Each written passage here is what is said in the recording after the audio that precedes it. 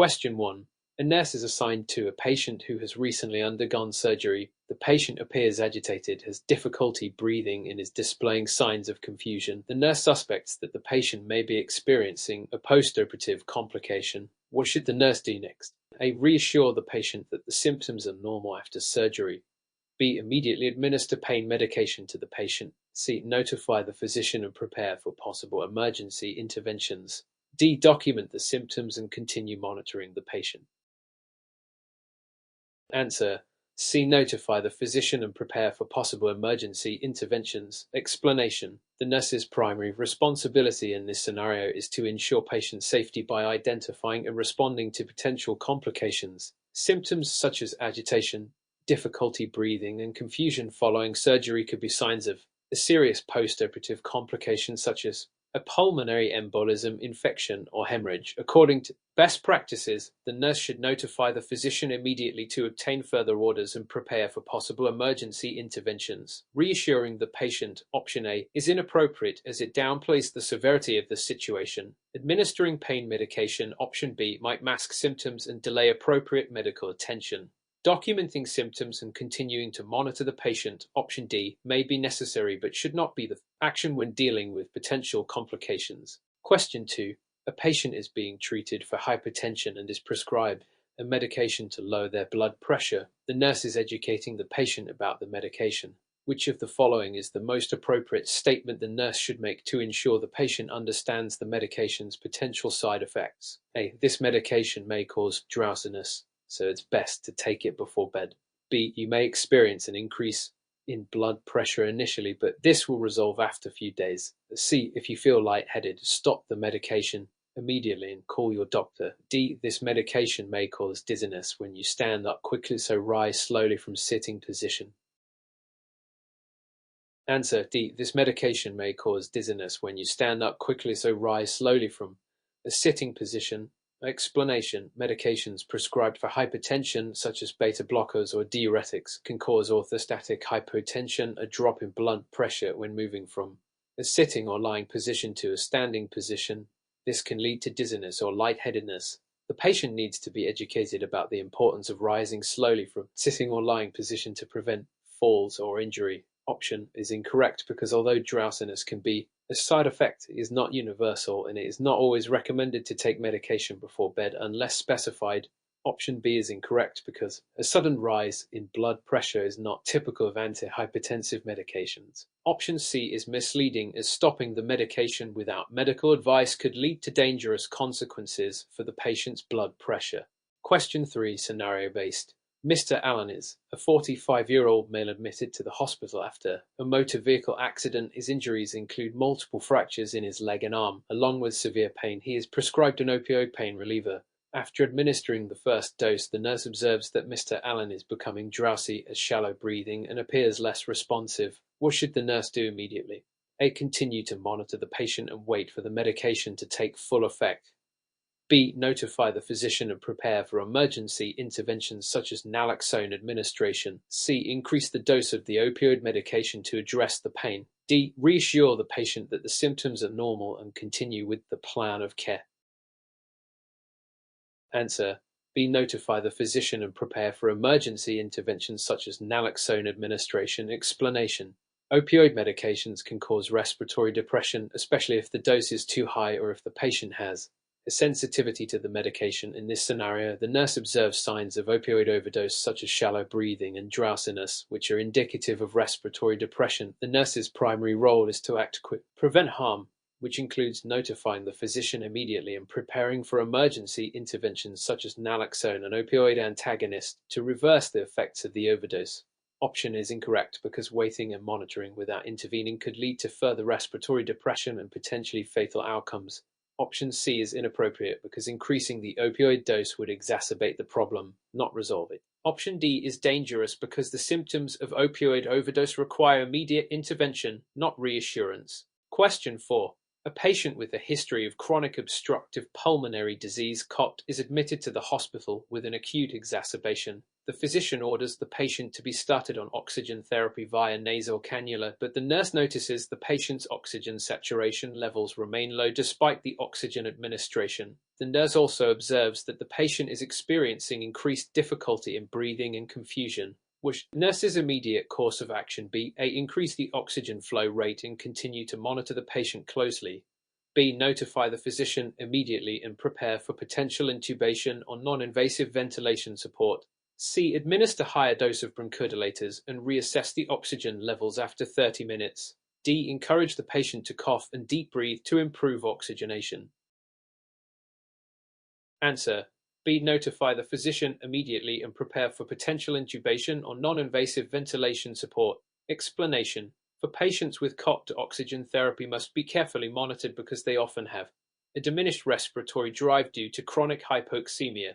Increasing the oxygen flow rate too quickly may result in carbon dioxide retention, leading to respiratory acidosis. This patient's low oxygen saturation, difficulty, and confusion indicate potential respiratory failure or worsening of the COPD exacerbation. The nurse must immediately notify the physician as further interventions, such as non-invasive, positive pressure ventilation, e.g., BiPAP or intubation, may be necessary. Option is incorrect because simply increasing the oxygen flow rate without addressing the potential underlying issue can worsen respiratory distress. Option C may be needed as part of larger treatment plan, but it does not address the immediate risk. Option D, encouraging coughing and deep breathing, may not be appropriate at this moment as it does not address the critical respiratory failure. Question 5. A nurse is preparing to administer an intramuscular injection to a patient who is nervous about the procedure. The nurse uses the Z-track method for the injection. Which of the following actions demonstrates the correct use of the Z-track method? A. The nurse holds the syringe with the needle at a 45-degree angle to the patient's skin. B. The nurse pulls the skin and tissue of the injection site to one side, injects the medication, and then releases the skin. C. The nurse injects the medication quickly to minimize discomfort, then withdraws the needle immediately. D. The nurse applies pressure to the injection site after administration to reduce swelling. Answer: B. The nurse pulls the skin and tissue of the injection site to one side, injects the medication, and then releases the skin. Explanation: the Z-track method is used to prevent leakage of medication into the subcutaneous tissue and to minimize irritation, especially for medications that may cause staining or irritation, e.g., iron dextran or certain antipsychotics. To perform the Z-track technique correctly, the nurse pulls the skin and tissue to one side before inserting the needle. After injecting the medication, the nurse releases the skin, creating a Z-shape in the tissue that traps the medication in the muscle and reduces leakage. Option is incorrect because 90-degree angle is preferred for intramuscular injections, not 45 degrees. Option C is incorrect because administering the medication quickly does not guarantee proper technique. It's more important to maintain the Z-track technique. Option D is also incorrect because applying pressure after injection is typically not recommended as it can cause medication to leak out. Question 6. MS. Thompson, a 55-year-old female, presents to the emergency department with symptoms of a stroke. She is unable to speak clearly, has right-sided weakness, and shows signs of facial droop. Upon assessment, the nurse learns that MS. Thompson has a known history of atrial fibrillation and has been on anticoagulation therapy for the past 5 years. What is the priority intervention that the nurse should implement? A. Administer a dose of warfarin and continue monitoring for symptoms of stroke. B. Notify the physician and prepare to administer tissue plasminogen activator (EPA) if appropriate. C. Begin administering oxygen and elevate the head of the bed to promote circulation. D. Perform a full neurological assessment and prepare the patient for AECAN. Answer: B. Notify the physician and prepare to administer tissue plasminogen activator (EPA) if appropriate. Explanation: MS. Thompson's symptoms indicate possible acute ischemic stroke, and the administration of TPA, clot-busting drug, can significantly reduce the damage caused by the stroke if given within 3 to 4.5 hours of symptom onset. Given her history of atrial fibrillation, she is at high risk for embolic stroke. An EPA may be an appropriate intervention to dissolve any thrombus obstructing blood flow to the brain. The nurse must notify the physician immediately and prepare for TPA administration, as early intervention is critical to improving outcomes. Option is incorrect because administering warfarin is not appropriate during an acute ischemic stroke.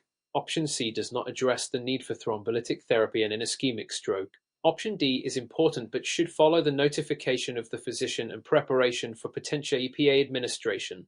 Question 7. A nurse is caring for a patient with diabetes mellitus who is receiving insulin therapy. The nurse observes that the patient's blood sugar level is 320 mgl and the patient is complaining of increased thirst, frequent urination, and fatigue. What is the most likely cause of these symptoms and what is the appropriate action the nurse should take? A. The patient is likely experiencing hypoglycemia and the nurse should administer fast-acting carbohydrate. B. The patient is experiencing hypoglycemia due to insufficient insulin and the nurse should administer correctional dose of insulin. C. The patient is dehydrated due to excessive urination and the nurse should offer the patient drink of water. D. The patient is suffering from diabetic ketoacidosis and the nurse should notify the physician. Prepare to initiate opioids and insulin.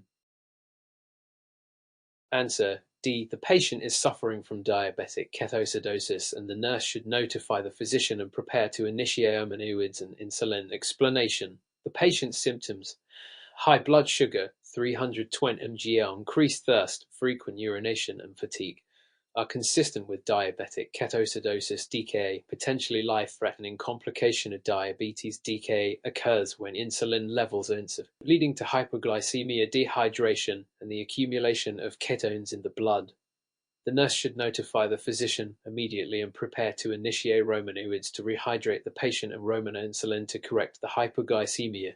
Option is incorrect because hypoglycemia is characterized by low blood sugar and symptoms such as shakiness, sweating, and confusion, not high blood sugar. Option B is incorrect because while the patient may need insulin, the symptoms suggest DKA, not simply insufficient insulin. Option C may be helpful for hydration, but it is not sufficient to address the underlying DKA, which requires medical intervention. Question 8.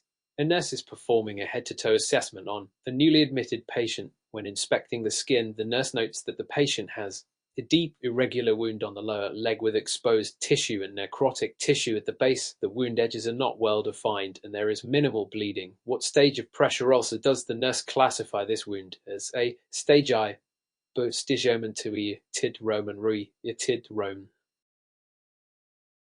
Answer. D. Stagioma. Explanation. A stigioma pressure ulcer involves full-thickness tissue loss, including damage to muscle, bone, or supporting structures.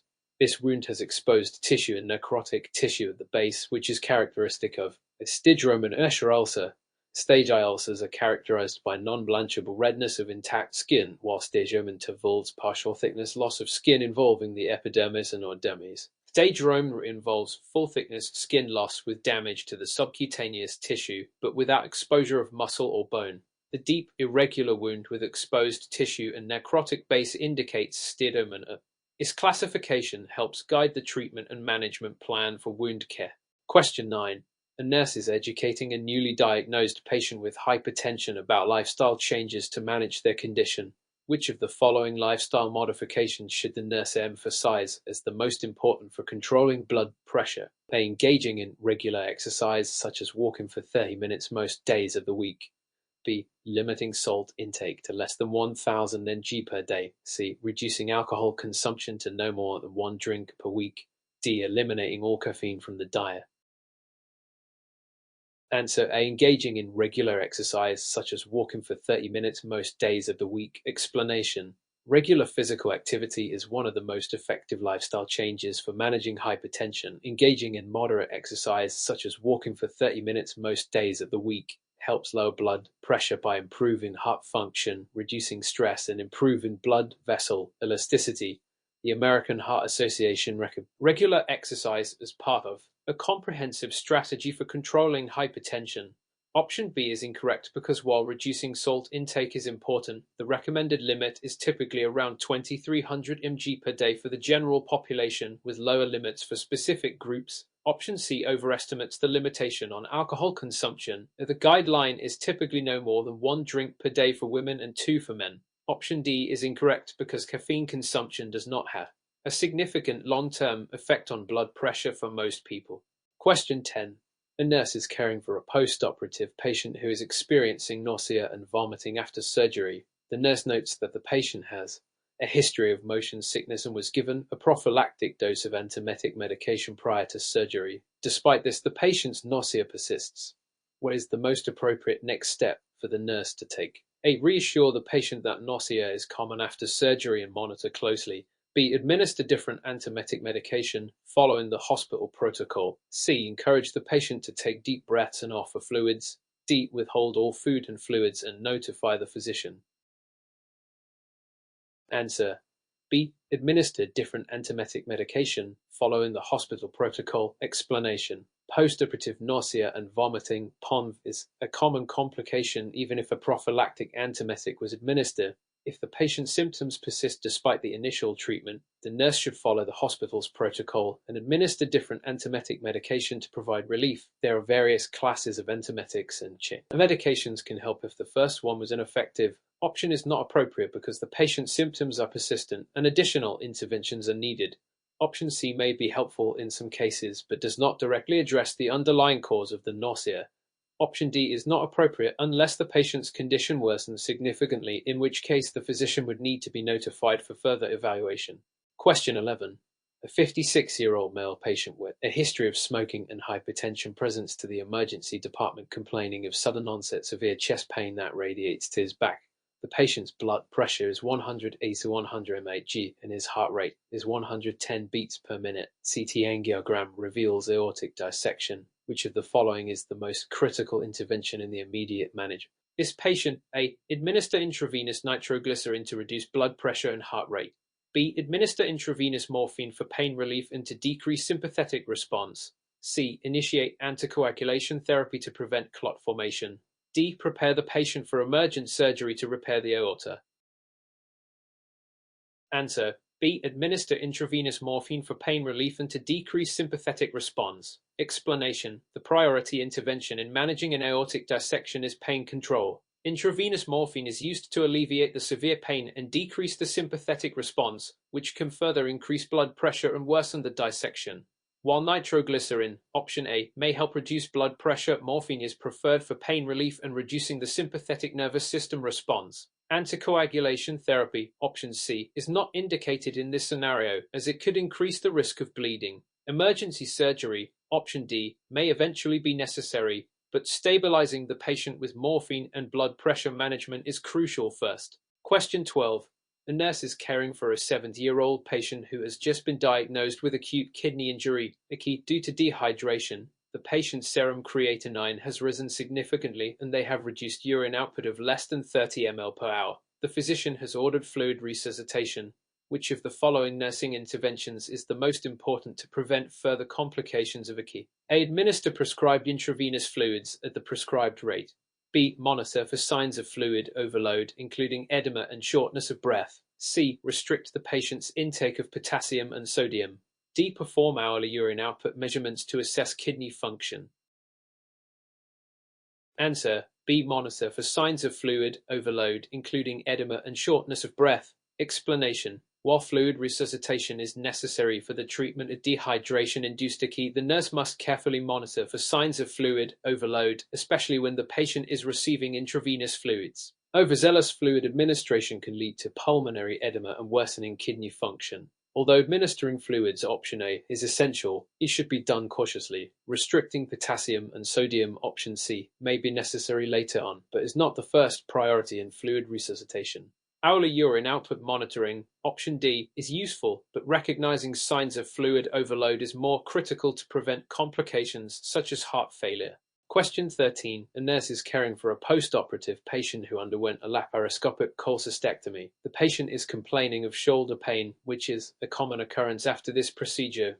What is the most appropriate intervention to help relieve the patient's discomfort? A. Administer opioid analgesics to relieve the pain. B. Instruct the patient to lie on the left side to promote comfort. C. Encourage deep breathing exercises and ambulation to reduce gas pain. D. Apply a heating pad to the shoulder area to reduce muscle tension.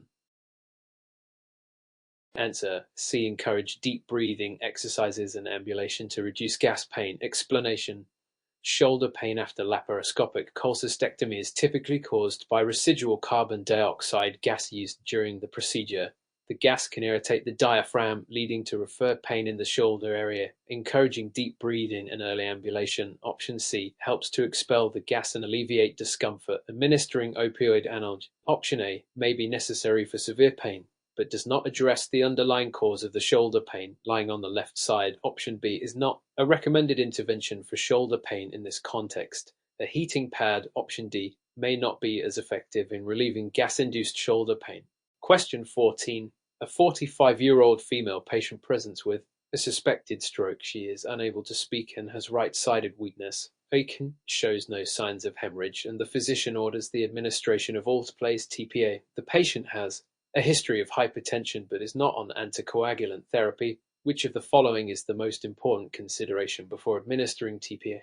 A. Verify that the patient is within the 4.5-hour window from the onset of symptoms. B. Ensure that the patient has normal platelet counts. C. Obtain informed consent from the patient's family. D. Administer antihypertensive medication to lower blood pressure to 104/9 mmHg.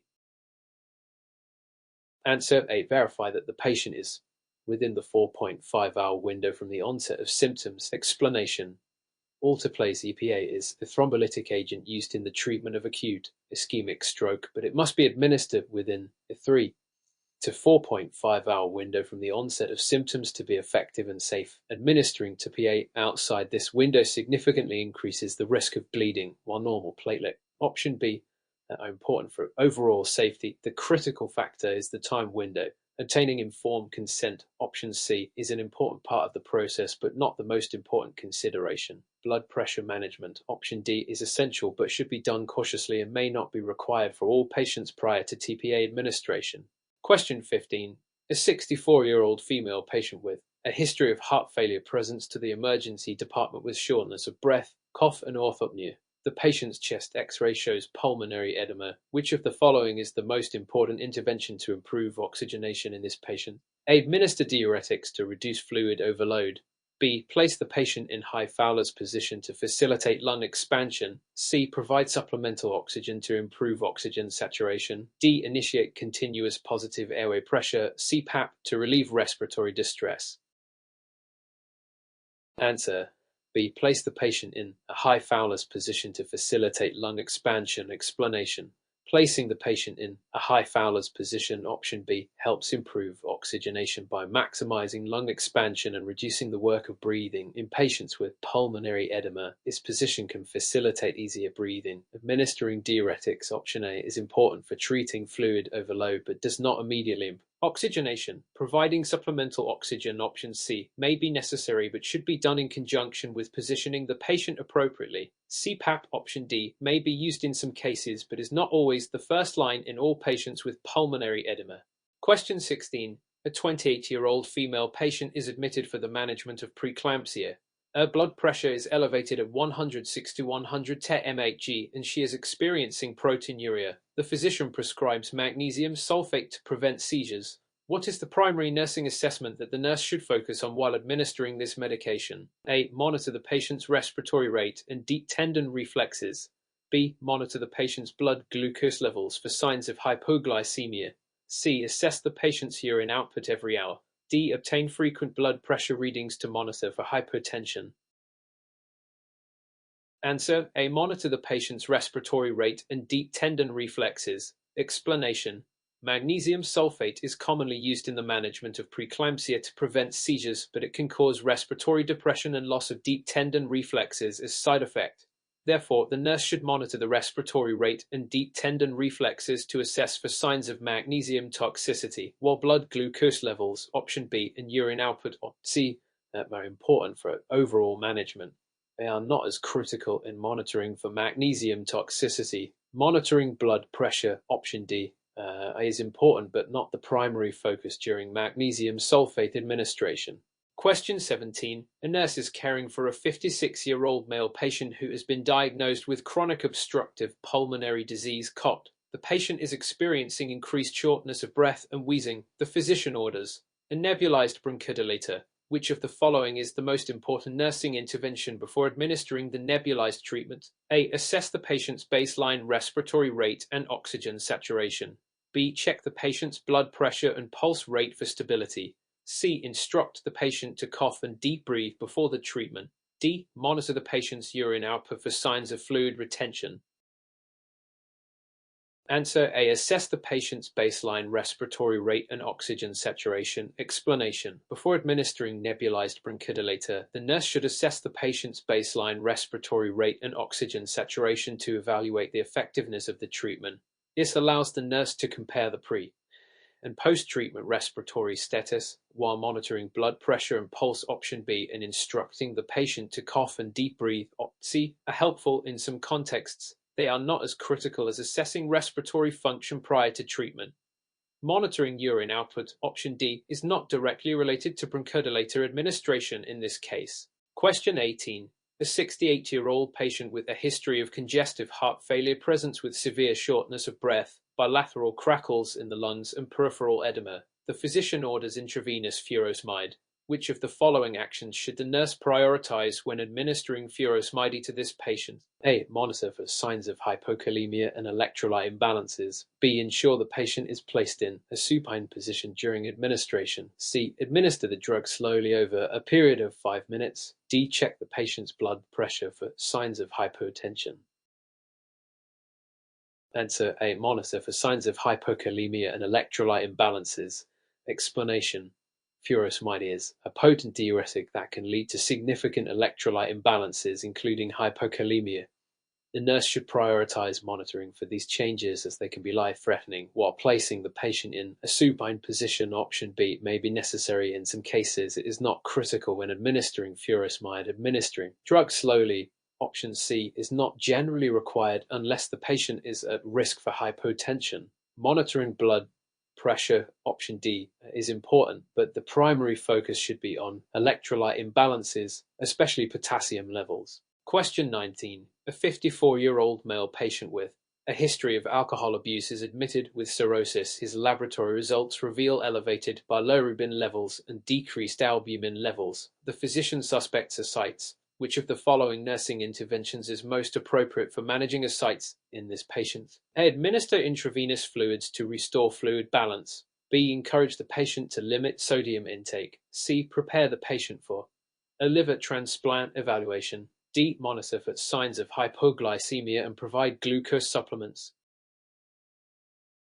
Answer. B. Encourage the patient to limit sodium intake. Explanation. In patients with cirrhosis and ascites, limiting sodium intake, option B, is essential to prevent further fluid retention and exacerbation of ascites. Sodium restriction helps control the accumulation of fluid in the abdomen. Intravenous fluids, option A, may worsen fluid retention in these patients, especially if their sodium intake is not restricted, while a liver transplant evaluation, option C, may be necessary for end-stage liver disease. It is not the immediate focus in managing ascites.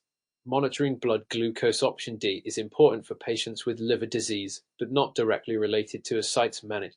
Question 20. A nurse is caring for a 42-year-old male patient with type 2 diabetes mellitus who has been admitted for an infected foot ulcer. The patient's blood glucose levels have been poorly controlled, with fasting levels consistently above 200 mdl. The physician orders insulin therapy to improve glycemic control. Which of the following is the most important nursing consideration when initiating insulin therapy? A. Monitor the patient's blood glucose levels closely to prevent hypoglycemia.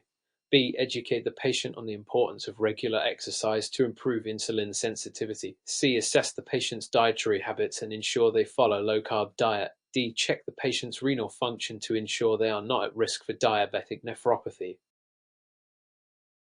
Answer A. Monitor the patient's blood glucose levels closely to prevent hypoglycemia. Explanation. When initiating insulin therapy, closely monitoring blood glucose levels is critical to prevent hypoglycemia, especially in patients who has poorly controlled diabetes. Hypoglycemia can be a serious complication of insulin therapy, especially when starting treatment, while exercise, option B, and dietary modifications, option C. Important components of diabetes management. Blood glucose monitoring, option A, is the immediate priority to ensure safe and effective insulin use. Checking renal function, option D, is important for long-term diabetes management but is not the primary concern when initiating insulin therapy. Question 21. A 48-year-old female patient with a history of asthma presents to the emergency department in acute respiratory distress. She is wheezing and has a decreased peak flow measurement. The physician orders a nebulized albuterol treatment. Which of the following is the most important nursing intervention during and after the administration of albuterol? A. Assess the patient's oxygen saturation and respiratory rate before and after the treatment.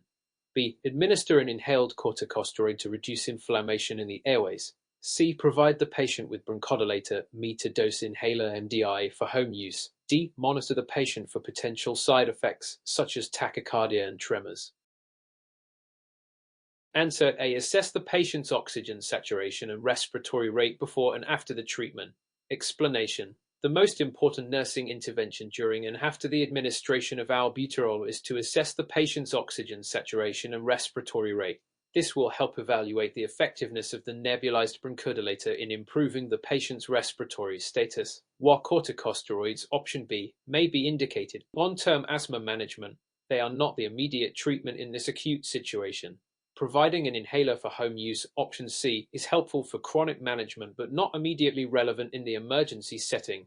Monitoring for side effects like tachycardia and tremors, option D, is also important but secondary to assessing the effectiveness of the treatment. Question 22. A 72-year-old patient with a history of atrial fibrillation is admitted with a new onset stroke. The patient is alert and oriented but has left-sided weakness and aphasia. The physician prescribes warfarin for stroke prevention and anticoagulation. Which of the following should the nurse prioritize while the patient is on warfarin therapy? A. Monitor the patient's international normalized ratio INR to assess therapeutic anticoagulation levels. B. Educate the patient on avoiding or over-the-counter medications during treatment. C. Assess for signs of hypokalemia as warfarin increases potassium loss. D. Ensure the patient maintains high-protein diet to promote wound healing.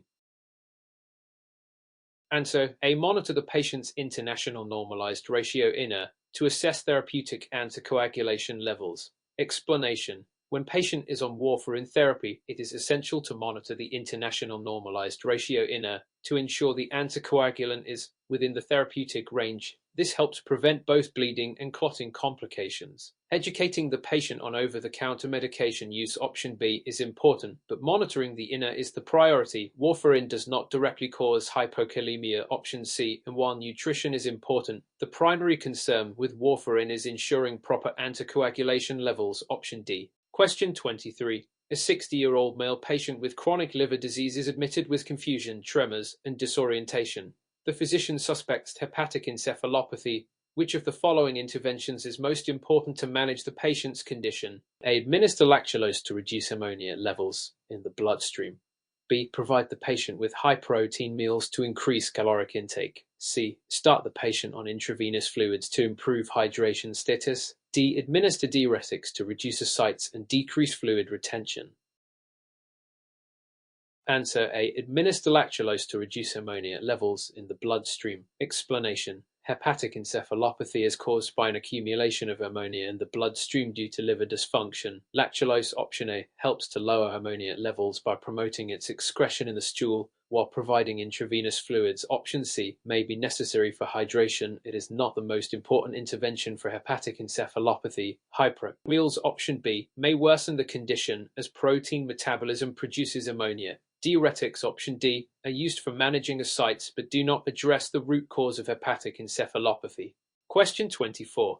A 23-year-old female patient presents with severe abdominal pain and bloating, and she is diagnosed with acute appendicitis. The physician orders an appendectomy and the patient is prepped for surgery. Which of the following is the most critical preoperative nursing intervention? A. Administer pain medications as prescribed to relieve abdominal discomfort. B. Ensure the patient has been NPO, nothing by mouth, for at least 6 hours prior to surgery. C. Encourage the patient to perform deep breathing exercises to reduce anxiety. D. Provide the patient with a preoperative antibiotic to prevent infection. Answer B. Ensure the patient has been NPO, nothing by mouth, for at least 6 hours prior to surgery. Explanation. The most critical preoperative nursing intervention for a patient undergoing surgery such as an appendectomy is to ensure they are NPO, nothing by mouth, for at least 6 hours to reduce the risk of aspiration during anesthesia. Administering pain medications, option A, is important but not as critical as the requirement. Encouraging deep breathing exercises, option C, may help with anxiety but is secondary to ensuring the patient's safety regarding aspiration Administering antibiotics, option D, may be ordered but is not the primary intervention. Question 25. A 45-year-old male patient with a history of hypertension and hyperlipidemia is diagnosed with coronary artery disease, cared after presenting with chest pain. The physician orders atorvastatin therapy to lower the patient's cholesterol. What is the most important nursing consideration while the patient is on atorvastatin therapy? A. Monitor the patient's liver function tests for signs of hepatotoxicity. B. Instruct the patient to avoid high-fat foods to enhance the drug's effectiveness. C. Encourage the patient to increase dietary intake of fruits and vegetables. D. Monitor the patient's blood pressure for signs of hypotension. Answer A. Monitor the patient's liver function tests for signs of hepatotoxicity. Explanation. Atorvastatin is statin used to lower cholesterol, and one of the key nursing considerations is monitoring liver function tests to detect any potential hepatotoxicity. Known side effect of statins, while encouraging healthy diet, options B and C is important. They are not as directly relevant to monitoring for statin side effects. Monitoring pressure, option D, is important for the patient's overall cardiovascular health but is not primary concern related to atorvastatin therapy. Question 26. A 30-year-old female patient is admitted with a diagnosis of sepsis secondary to a urinary tract infection (UT). She is experiencing fever, chills, increased heart rate, and hypotension. The physician orders broad-spectrum antibiotics and intravenous fluids. Which of the following is the most important nursing intervention in the early stages of sepsis management? A. Administer vasopressors to increase blood pressure. B. Start a blood transfusion to improve oxygenation. C. Obtain blood cultures before administering antibiotics. D. Administer analgesics to reduce fever and pain. Answer C. Obtain blood cultures before administering antibiotics. Explanation. The most important nursing intervention in the early stages of sepsis is obtaining blood cultures before administering antibiotics. Option C. This ensures that the causative organism can be identified, allowing for targeted therapy, although vasopressors, option A, may be needed in cases of hypotension. Later in sepsis management, it is more critical to obtain initially blood transfusions. Option B are not appropriate unless the patient has a significant loss of blood or low hemoglobin. Analgesics, option D, may help with comfort, but the priority is identifying and treating the infection.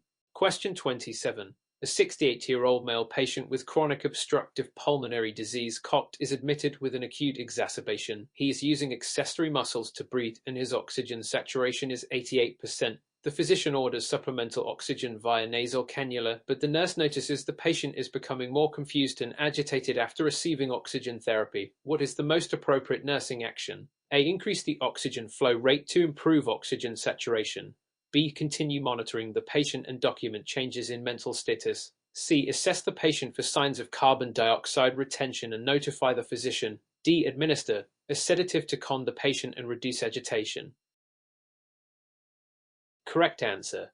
C. Assess the patient for signs of carbon dioxide retention and notify the physician. Explanation. In patients with COPD, administering high levels of oxygen can lead to carbon dioxide retention, resulting in respiratory acidosis and altered mental status.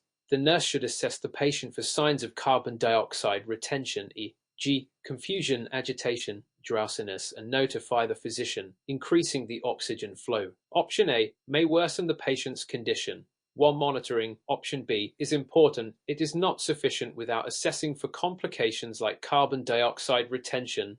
Administering sedatives, option D, would be inappropriate in this case and could worsen respiratory depression. Question 28. A 55-year-old female patient with breast cancer is receiving chemotherapy. She complains of nausea, vomiting, and a metallic taste in her mouth. The nurse notes that the patient is at risk for altered nutrition due to these side effects. Which of the following interventions would be most effective in promoting nutrition for this patient? A. Encourage the patient to eat small, frequent meals and snacks throughout the day. B. Suggest the patient increase her intake of high-fat, high-protein foods to prevent weight loss. C.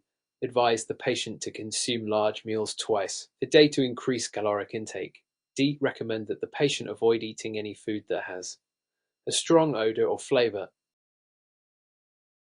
Answer A. Encourage the patient to eat small, frequent meals and snacks throughout the day. Explanation.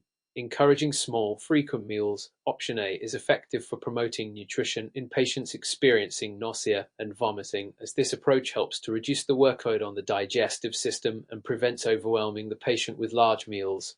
Increasing intake of high-fat, high-protein foods, option B, may be helpful, but the focus should be on providing easily digestible foods in smaller portions. Large meals, option C, may worsen nausea. Avoiding strong odors or flavors, option D, is a good recommendation, but the most important intervention is promoting frequent, small meals. Question 29. A 72-year-old male patient with Parkinson's disease is admitted for routine assessment. The patient is experiencing increased muscle rigidity, bradykinesia, and shuffling gait. His current medications include levodopa and carbidopa. Which of the following is the most important nursing intervention to address the patient's symptoms? A. Assess for signs of dyskinesia, as excessive levodopa can lead to involuntary movements.